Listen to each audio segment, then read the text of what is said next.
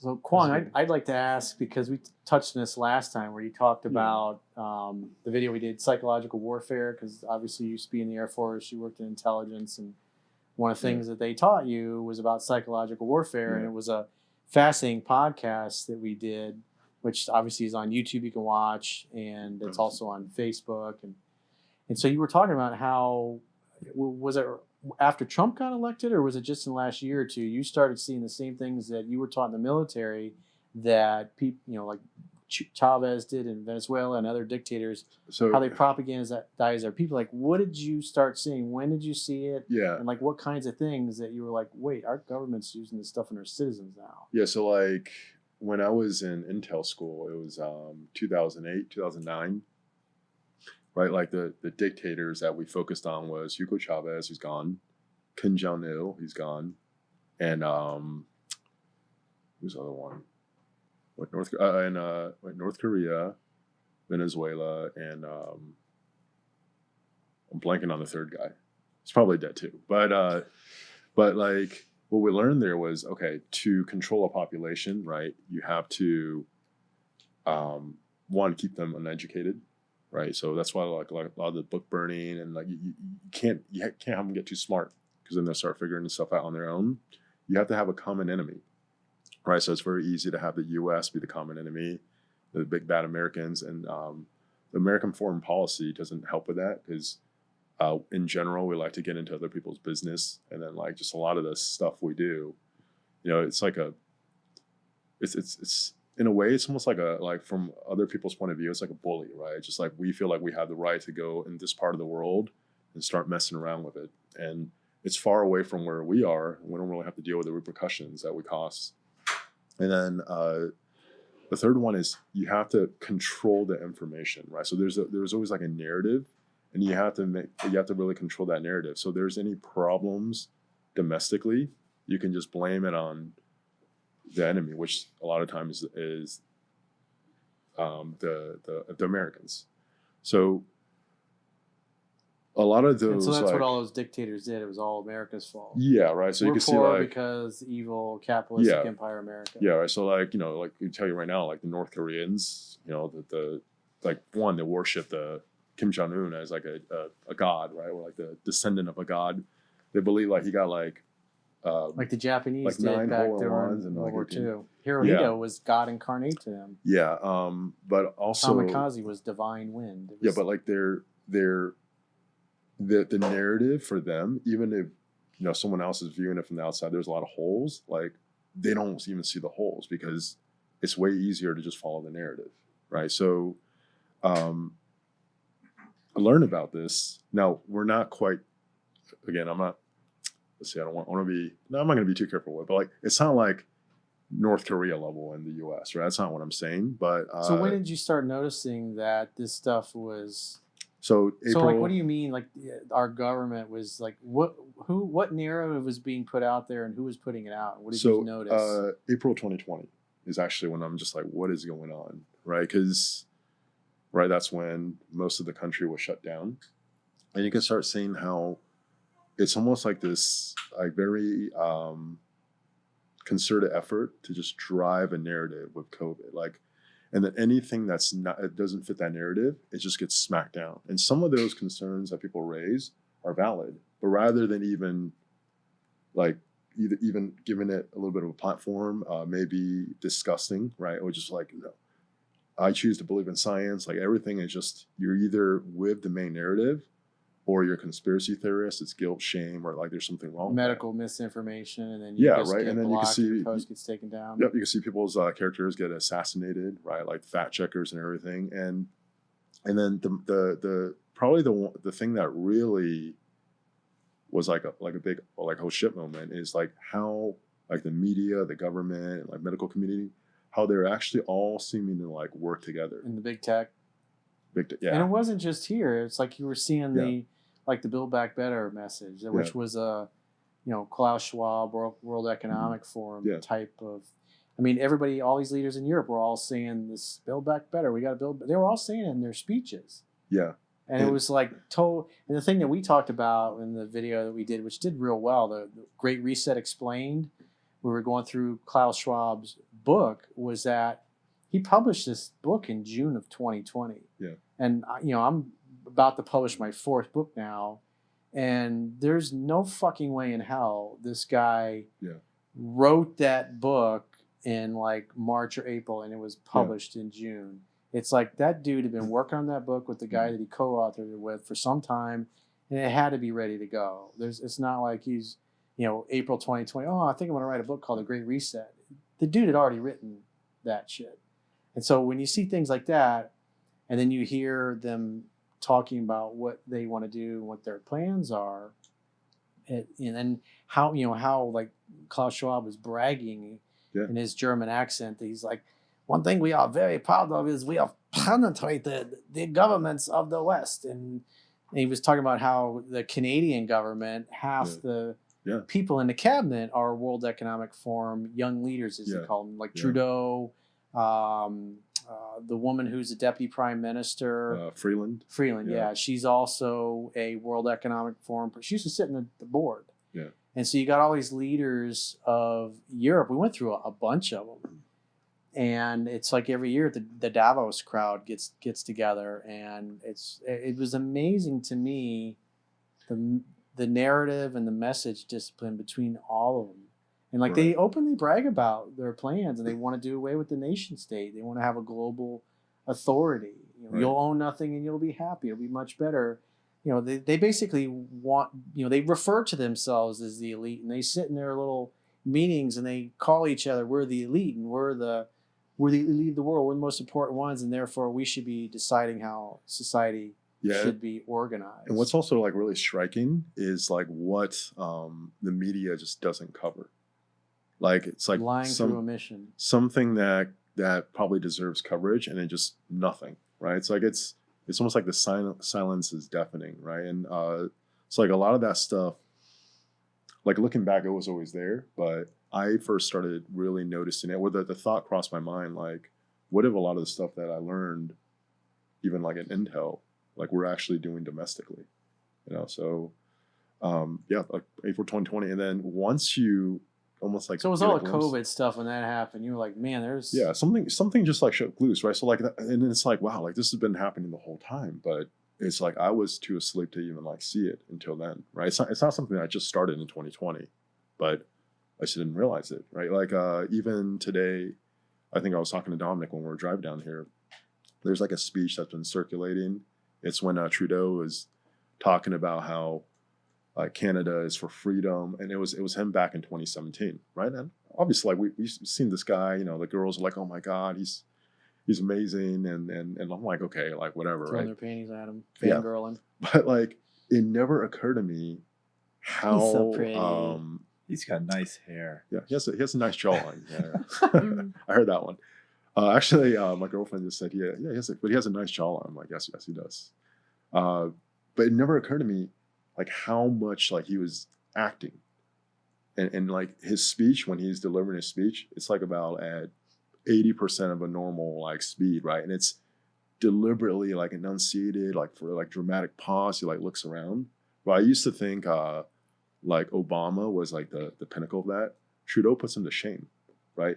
But it never occurred to me as extremely fake until recently, when I'm like watching some of these old videos. I heard him speak before, but it's just like it occurs differently, because once you start realizing it, you can't like unsee it almost. So yeah. Interesting. Now, I'll say this. So I'm not going to talk about crypto here, but like one of like the people I follow close in crypto that I think has a lot of credibility, he always likes to say that when he's hearing news, you want to view it like part optimist, part pessimist, part realist, and then part conspiracy theorist, right? We're going to talk about Ukraine. The information that we're actually getting, you want to actually, take the information for what it's saying, but also be able to view it through the other lenses. Because I could tell you right now, the Russians, right, the people living in Russia, the information they're getting is very different from the information that we're getting. The people living in China are getting something completely different. The people in Ukraine are getting something completely different. And without it being there, and even if you are there, how do you know which one's really real? Right. Like some of the things that Yeah. came out, like the was it the ghost of Yeah, Kiev, the yeah. fighter pilot Like- that had like 6 yeah. Russian kills. Yeah, and like Apparently that was all bullshit. yeah, like the MiG-29 is like a pretty outdated 4th generation like fighter, right? Like there's a lot. Well, he like, was supposedly flying a Fulcrum. well, it's a MiG-29. Was that what it is? Yeah, The yeah, MiG-29 is a but like he shot down like 2 like Su-35s, right? Those are just way more advanced fighter jets. Like when you have something like that, I thought it's the, like- the 29. I thought that was the most advanced one. MiG-29. It's not. No. So, no, it's not. It's like MiG-29 is like a shittier version of like an F-16, which is good compared to some of the older jets, but like some of the newer ones, there's no way, right? So like when it comes to like technology, like a 4th generation, 5th generation fighter, or like a 4th generation plus, like the difference is astronomical. That's like saying, like I fought like an 8-year-old and the 8-year-old knocked me out, right? Like it just okay. He could be like the best pilot in the world. So when but you heard it there's- was a MiG-29 did that, you're like, that's yeah, like bullshit. a MiG-29, like taking out like 6 planes like one day, like I'm not gonna call bullshit, but it's extremely unlikely. And then the other thing, the Snake Island, there were supposedly 13 guys in the island, and you hear this radio chatter, and they told the Russians, "Go fuck yourselves," and Yeah. supposedly they all died because the Russian naval ship opened up on them and killed them all. Yeah. But then we find out today that I guess the message, what they were saying, Yeah. telling them to fuck off or go fuck themselves, that was legit. yeah, But then they surrendered, and then yeah, right. so there's video of these guys getting off the ship and getting water and food. Yeah, so we don't even know what's real. There's like a picture of Zelensky, right, the president of Ukraine, and he's like in like full body armor, and like, Yeah. oh my god, like this hero, and then turns out like that picture was from like 2016, Yeah. right? So it just You guys are making it sound like we're being manipulated. I'm As just- someone who watches the news and watches the media, you make it sound like we're not that the U.S. really isn't that much different than communist China. That the information we're getting is pre-selected. All media is Well, narrative.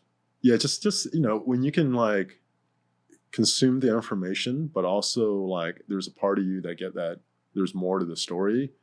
It makes it a lot easier to not miss new information that comes out that doesn't fit the narrative, right? And I think we, without getting into specifics, we all encounter people that once they get a narrative in their head, it's almost like anything that doesn't fit that narrative, it's like they'll either try to justify it away or they just don't see it, don't hear it, right? And it's because one of the strongest forces acting on the human psyche is it wants its reality to be consistent, right? Like we have like a identity, we want to be consistent with that identity, and Yeah, if you don't know it's Yeah. real, you can't resist. yeah, right. So like it like again, that's what I'm saying. Just a part conspiracy theorist, right? You don't want to just think everything is like the government, the elites out to get you, and like everything is someone trying to screw you over.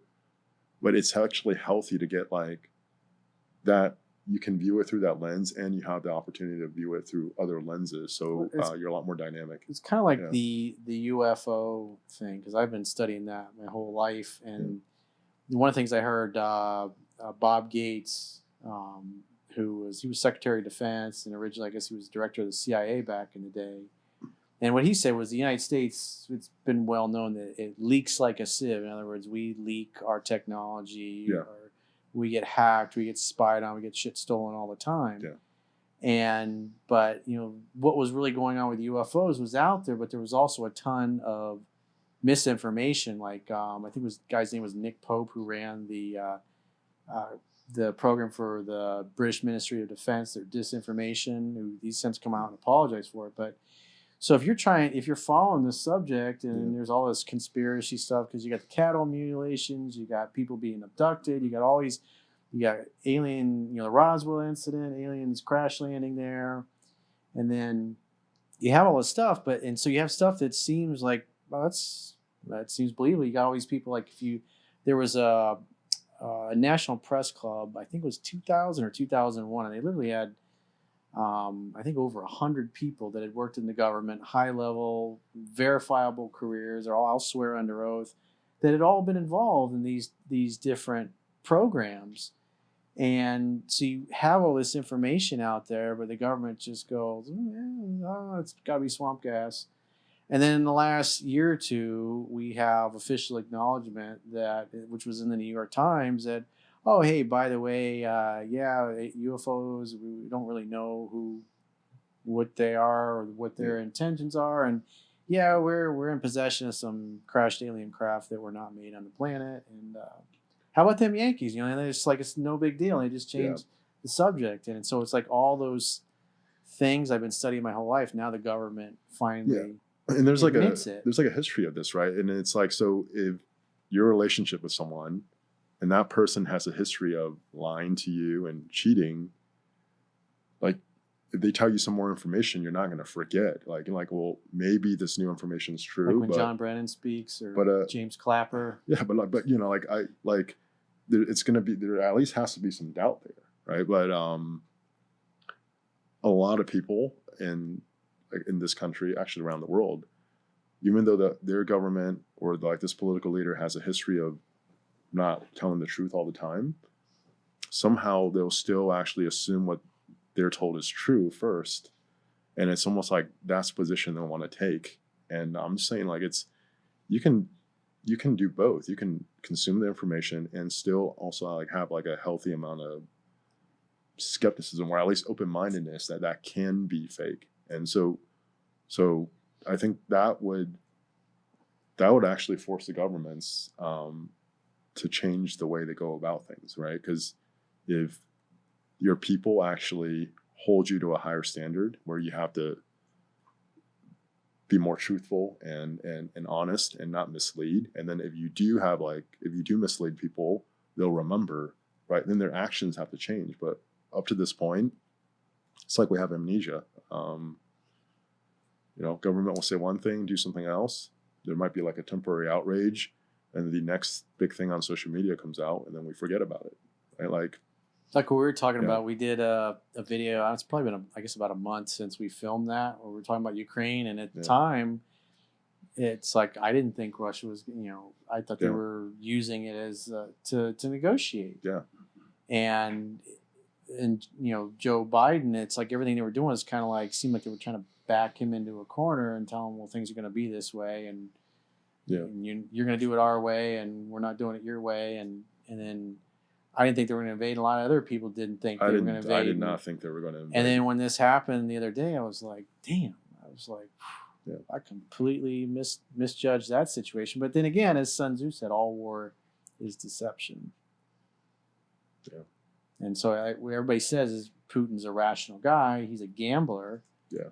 And now what we're hearing is that he was expecting the Ukrainian defense forces to roll over, and 1 to 4 days they'd be able to take the whole country. And I watched a video of him where he was basically threatening nuclear war, or talking about their nuclear weapons, and basically, don't screw with us or interfere in what we're doing, or else we'll nuke you.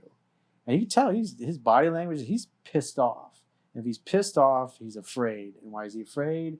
Because things are not going his way. He had all those people in Moscow and St. Petersburg, thousands of Russians, citizens in the streets saying, we don't want this war.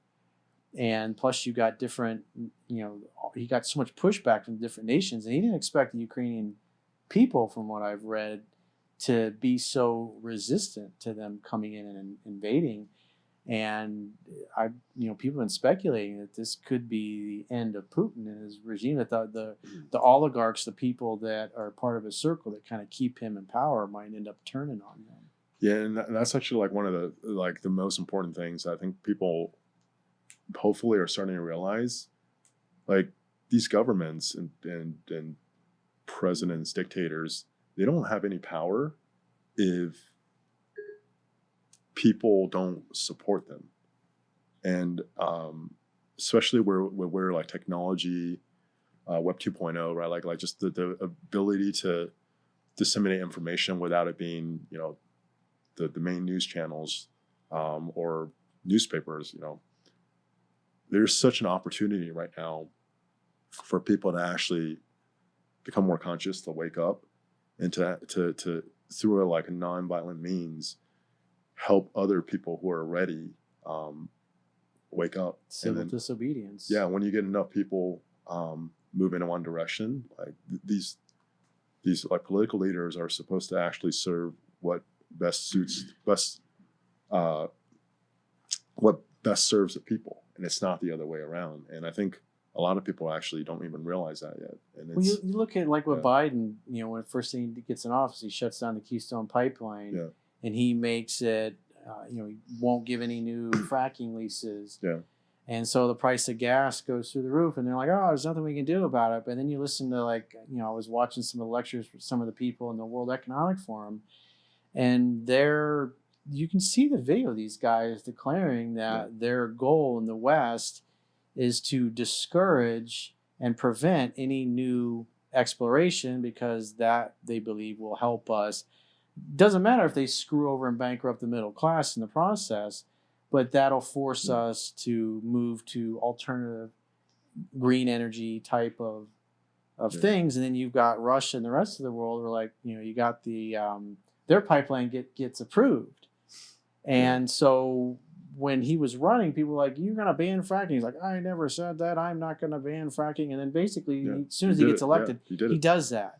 And so if you look at what he actually did and not what he said, his actual actions were totally aligned with what the World Economic Forum has said they are doing. And that's all across the West. That, I think it was there's some of the countries in Europe, it may have been France, I can't remember, but they were doing away with their nuclear power plants, and they've come to recognize that the windmills and the solar and stuff, they're not getting enough energy from it, and they're going to have energy problems in the future. And so now they've decided to build a bunch more nuclear power plants.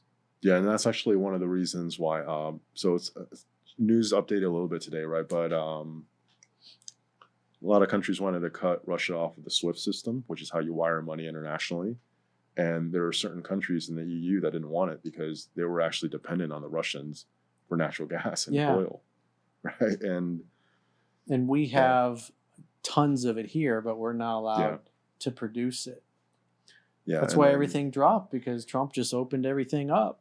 Yeah, and this is actually like a really common one, right? Because then, you'll hear people talk about climate change, like global warming and stuff, right? And it turns into like a very polarizing thing. Either you're for the climate, you're not.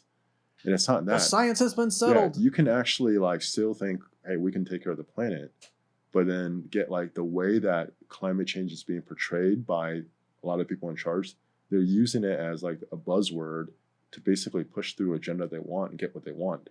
But that is not actually getting people to love and care about where they live more. That is just the concept, the buzzword used to try to get what they want. And just because someone doesn't support the way that they're portraying climate change doesn't mean like they hate Earth and don't care about sea turtles.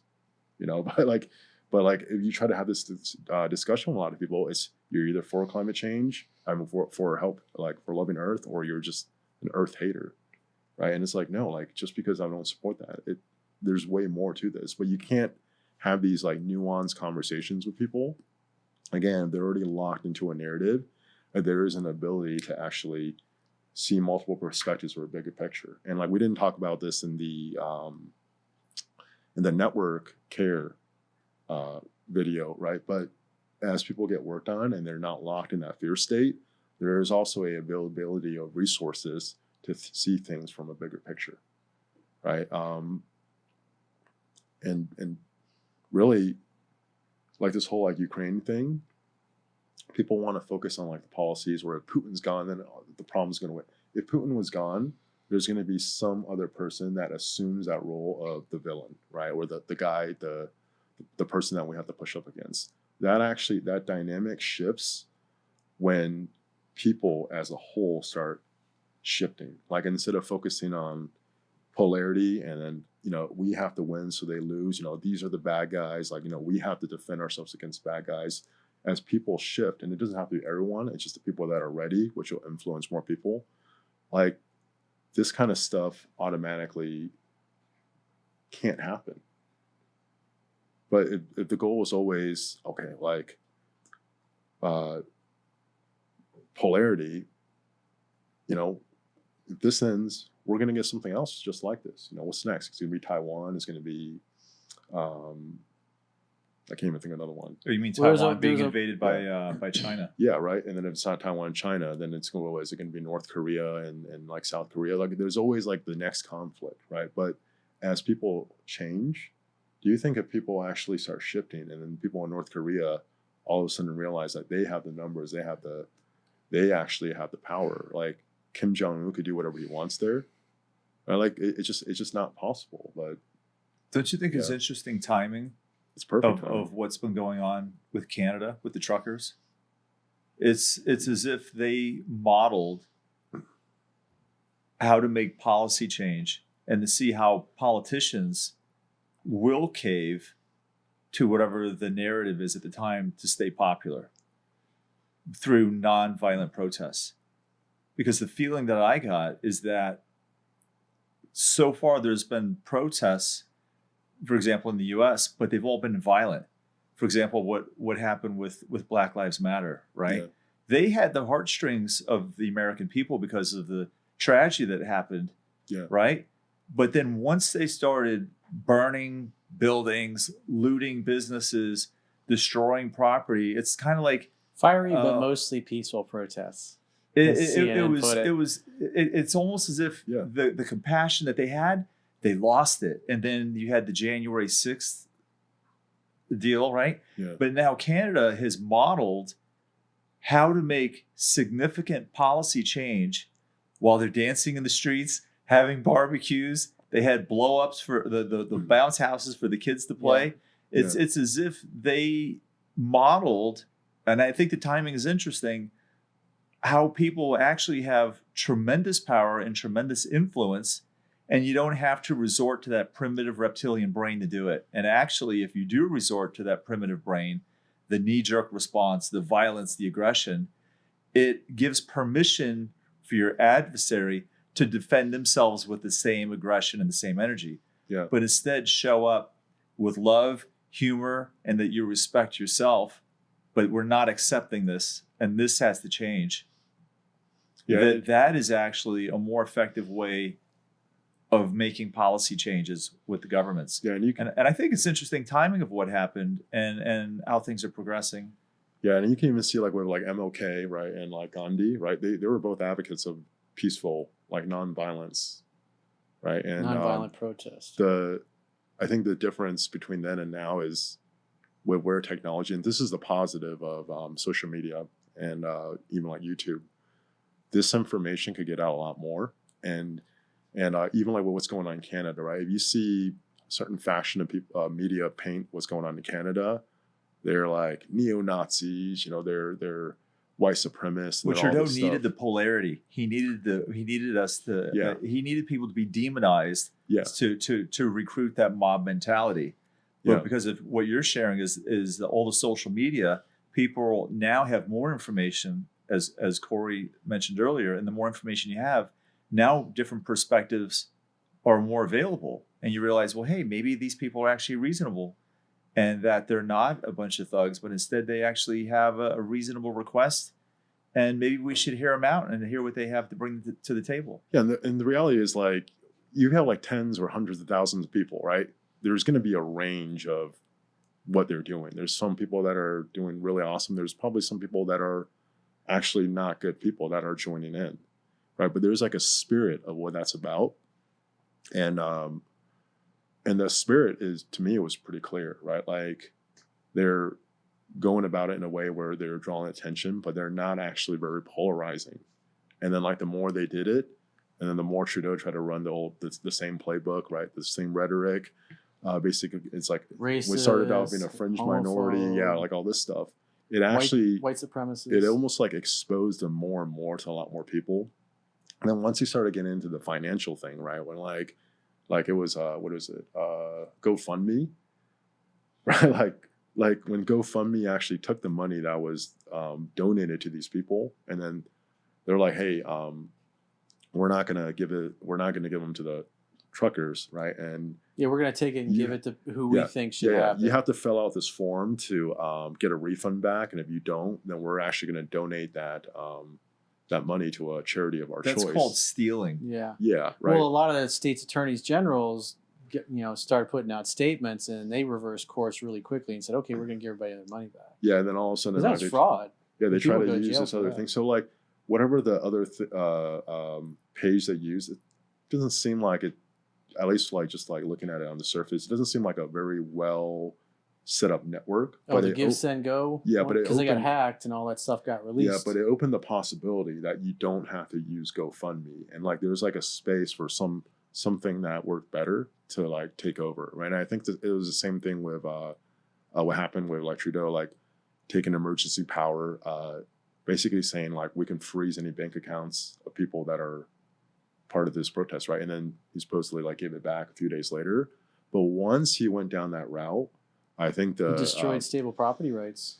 Yeah, but I think If the government can just come and take your bank account and freeze it and take your money and do whatever they want with it, what we've been, I've been reading a lot of reports that there was a lot of capital flight now because people, entities, businesses, companies are taking their money out of Canadian banks. It's like they don't like my politics; they'll just freeze all the money I have in there. He created instability. Yeah, in his own system. One of the rumors is that one of the reason why he retracted that, like the next day after he's saying he's going to continue it, was because there was a run on the banks, right? So banks are required to, depending on the size of the bank, to have like sometimes less than 3% of the money that they're supposed to have. Yeah, European banks, I think it's 3. Like American is like 10, 12%. Yeah, for the large banks. For a smaller bank, they actually need a whole less. But regardless, 3% is not a lot. Yeah, European banks have a real low reserve ratio. when you're basically telling people, hey, we can freeze your bank account and we don't like who you're supporting, and then people start pulling their money out, these banks, like, that's where the money is. Like they can't produce they don't have the money. reserves. Yeah, they've got too much debt outstanding, but not enough of the reserves, so the bank becomes insolvent. Yeah, and that is and like once the bank can't produce the money that they're supposed to, all confidence is gone. Like that whole system's going to collapse, and we'll never know like how close it got to that. But Jordan Peterson did a video, and he said he's got a friend in the government, in the military, and they said it's way worse than anybody knows. Yeah, and what do you meaning a lot of capital flight left, and so their banking system is in a perilous state right now. Yeah, but like he opened the door for because with every escalating like thing that happens, right? It's almost like that's the amount of like shock that those people need to like be like, whoa, something's wrong. And like when he did that, there's definitely like a frequency or like a sector of people that are like okay, something is wrong here. Whereas before maybe they didn't see it yet, right? So it's red pilling more people. Yeah. So like every time something happens, there is always like a positive, and at the same time, like a lot of people got screwed over. But it just people always said the Trump red pilled the right in 2016, and now 2020 the Democrats are getting red pilled with Biden because all the stuff he's going to forgive student debt. He didn't do any of the things that he promised, and people notice that. Yeah, I mean, yeah. Like I remember, I think it was when he first got elected, or there was a lot of videos coming out. So I think he just stopped giving interviews, right? But it was just him not even giving an interview, like reading from a teleprompter and just slurring his speech, right? And it's clear. It's clear he's slurring his speech. It's like this is just an old man who's not quite there anymore. Right, and like posted that on social media. But nobody's home. Yeah, I posted that on social media, and I remember this girl was like, "Why are you making fun of him? It's well known that he has like a stuttering problem." Yeah, that was the excuse. That was the narrative that he put out. This is not stuttering because here's a video of him 9 years ago debating. He was sharp. Paul Ryan, and he was vicious. Like Paul Ryan was maybe in his like 40s, and supposedly this like up and coming like conservative star. And he destroyed him. He reacted on the spot. Like whatever Paul Ryan said, he took it and just threw it back in his face. That was 9 years ago. And 9 years later, he can't even get through reading the teleprompter. Like it's okay to actually admit like, okay, maybe we got it wrong. But a lot of people in the media, and they're just doubling down and oh, this is Because Trump's they used fault. to have a monopoly on information, and Yeah. so they could just put out a lie and repeat it, like the thing about, oh, it's a stuttering problem, and Yeah. it's not that he has dementia. In the old Yeah. days, to just 10 years ago, the media would be able to get that narrative out there, and like your friend, Yeah. they would totally believe it. And there's no social media, there's no way that information can get out. Yeah, and then there's like I think Biden has his house in Delaware. I don't I might be getting the state wrong, right? And he keeps going there, right? And then like people are always like criticize, like, why does Biden keep going to his house? Supposedly, there's a lot of like medical like treatment stuff set up there, and he actually needs to go there constantly to be able to get the medical treatment he needs, but not at the White House, so you could keep it secret. Again, conspiracy theory. I don't know. Keep Frankenstein alive. But that's actually like a popular rumor out there, right? And like information like this, like when I say it, I'm not telling people to just go online like blast it as fact, like, oh, Biden's, but just like keep that in mind. So when you receive more information that could actually support that, you have something to go off of. But don't just like run with it and start getting into a lot of conspiracy, because you also lose credibility, right? And like I feel like if people can just do that more, like the system already has to evolve and change, right? Because right now the stuff that's going on in the media is like really like low level stuff, right? It's just playing on people's emotions, hit on their identity. So like, if you identify with like a liberal, then you have to follow this agenda and then play with the emotions and then make the other side wrong, and then like people get all like wound up. Like it doesn't have to be that way. It's the same tribalism that's been going on forever. Yeah, really, we have a technological advance in our culture, right? Yeah. It's massive, but the consciousness is the same as it's been forever. Yeah. It's tribalism. Yeah, and like and the whole media plays on it. And the whole racism thing is crazy, because I can tell you right now, okay, you go to like China, you go to like an Asian country, almost the whole population is the same. They look the same. They're the same race. They have their problems too. It has nothing to do with race. But if you want to like shine the spotlight on racism, make that the problem, you're missing out on what the problem actually is, and it's actually where we are as That's people. part of cultural Marxism, though, is you focus on race and you get one group of people pissed off at another, and that's how it's divide and conquer. It's oldest strategy, and it's easy to control. Yeah. Get them emotional, get them upset. Yeah, right. Because you get in pickings. the Middle East, and it's like Shia, Sunni Muslims. You get into like Asia, like, and it's just there's always something to separate a group of people into different opposing groups. And like if that other side just did this, and the world would be a better place, right? Here in the U.S., maybe it's conservative, being like liberal. You always have to have like an enemy or someone to push up against. And if you buy into it, and obviously Corey's like definitely not liberal, right? But if you just buy into the conservative narrative, you're still like buying into that narrative. It's still polarity consciousness. It's still polarity us consciousness. Versus them, which the adaptation comes from the people that are putting the narratives out. And Yeah. What's interesting, I was watching a video, I think it was last week. So there was a woman, I can't remember her name. She's she was giving a talk at the World Economic Forum with all these other people there, and obviously referring to herself as one of the elite and looking to the rest of the people in the room like, hey, we're the elite. And she was saying the elite trust each other more than ever, but the people trust the elite less and less. And so they I actually saw that video. I forgot who it was. They recognize that their propaganda and their narratives are not taking. Yeah. And that they're losing, because a lot of these people are trust fund babies, and especially like when you look at the Rockefellers. I mean, the grandfather was the one, or the great grandfather, he was the one that made all the money, and they've been born with a silver spoon in their mouths. And one of our 6 human needs is significant. So if you were given everything material that you could ever want, part of your need as a human is to feel significant, like your life matters, like you're important, that you're relevant. And that's what they've done. Well, if the world just ran the way we think it should be run, and we reordered society under they call it a global authority, as they like to call it. you know, because they don't really look at themselves as being American or Swiss or from the UK. They look at themselves as global citizens, and they want to eliminate the nation state. I mean, they openly talk about their plans and their goals to do this. As David Rockefeller said, it's one world, but it's one world controlled by them, and these people they don't know what average regular Americans are going through, because they never had to struggle to earn their money. It was literally they were born into it, and they're set for life because all their money's in trusts. Yeah.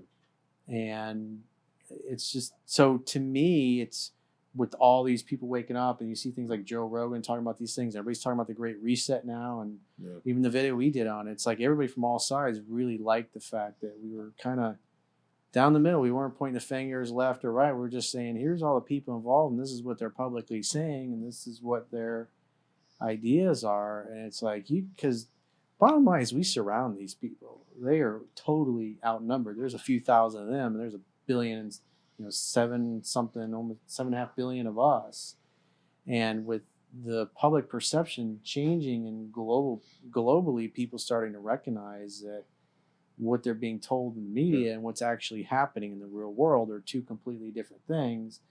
And people are becoming aware of the Great Reset. And when you watch the videos of these guys, especially like Klaus Schwab talking, the dude sounds evil. He sounds like a dude out of like a B-rate movie, like a villain in a B-rate movie. I was thinking of Austin Powers. He'd be the perfect bad guy in Austin Powers. It sounds like something ridiculous like that. But these guys really the German believe accent in what doesn't they're help. doing. They're very arrogant. When you listen to their, like that woman, it's like she's fucking dripping with arrogance and condescension. And that's how these people, they look at the rest of us through their noses, and like, you know, we're too stupid to know what's good for us. Yeah. And, you know, one of their stated goals is they want to reduce the global population down to like 500 million. Oh, Bill Gates has been saying that for over a decade. Yeah. There's too many people on the planet. And then you got Elon Musk is like, we need more people. If we're going to colonize the moon, we're going to go and colonize and terraform Mars and go out in different, you know, become a multiplanetary species. We need people. We can't reduce the population down to 500 million. But if you look at the policies and the things the elite push, you know, it's like stuff like that created an opportunity. Like you look at movies from 50, 60, 70 years ago versus what you see in TV and culture today. And men today act like women, and women are more masculine and act like men. And that ruins the sexual polarity, not only in heterosexual relationships, but it ruins it in gay relationships, and it ruins it in lesbian relationships. And that creates problems. And if people are having problems in relationships and they're not getting together and they're not producing kids, you're reducing the population. There's a lot of people, like especially like the videos, the TikTok videos that we did. We're talking about the colored hair and the piercings all over their faces and their body and tattoos everywhere, and those kinds of people that are, I'm never having kids. You got women, you know, removing their uteruses or taking all their eggs out or sterilizing themselves because they don't want to have kids. And so they're literally eliminating themselves from the gene pool and their ability to have children. And people like Bill Gates, they love that because they're the stuff they push. Like when you see it's in the culture. Isn't it interesting how influential people are? Like when you look at what the media's pumped out, what's in the movies, how it actually is effectively changing our culture. It's propaganda, whether you realize it or not. And it works.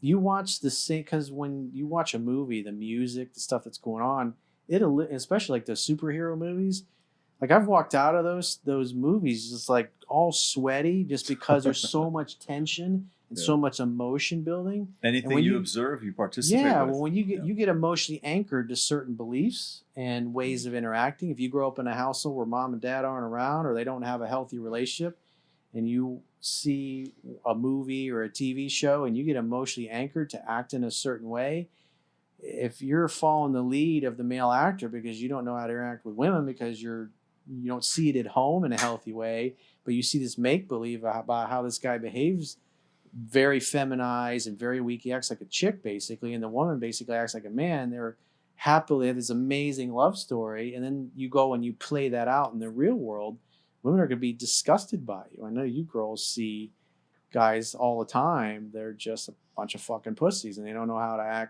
act like men. And you produce enough dudes like that, they're not going to be able to meet and date and have families and procreate, and that women, achieves the objectives. And women aren't going to feel safe around them either. Exactly.